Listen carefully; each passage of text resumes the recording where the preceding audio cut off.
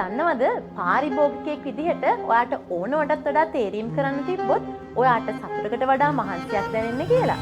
අපි හිතනවා නේද ගොඩාක් තෝරා ගැනීම තිබ්බොත් අපිට ලේසියි කියලා. ඒකෙන් ඇත්තටම වෙන්නේ අපේ මොළයට වැඩිපුර වැඩ කරන්න වෙන එක.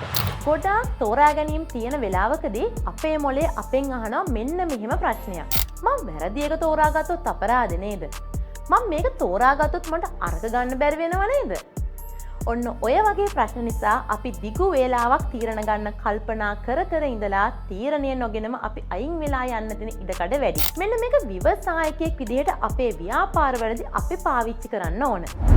ගොඩාක් ආරම්භක ව්‍යවසායකින් හිතනවා පැකේජයන් ගොඩාක් භාණ්ඩ වර්ග ගොඩක් ව්‍යාපාරයට ඇතුළත් කර ගැනීමෙන් අපිට ලොකු පාරිභෝගිකයන් පිරිසක් ආකර්ෂණය කරගන්න පුළුවන් වෙනවා කියලා. හැබැයි ඇත්තම කතාව නම් ඒකෙන් වෙන්නේ පාරිභෝගිකයන්ව ආතතියට පත්වෙන එක. මිනිස්සුන්ගේ මොළය කැමති පැහැදිලි තීරණ ගන්න. ඔයාගේ රෙස්ටෝරන්ට් එකේ මෙනු එකේ අසාමාන්‍ය විදිහට කෑම වර්ග වැඩියෙන් ඇඩ් කරලා තිබ්බොත් ඒක මිනිස්සුන්ට තෝරා ගැනීම කරන අවස්ථාවේදී ආතතියක් ඇති කරනවා.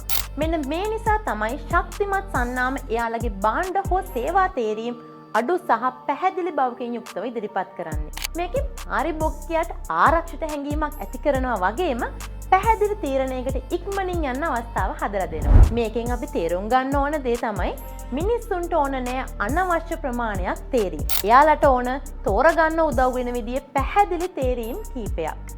ලොකුවට හිතන්න, පොඩියට පටන් ගන්න.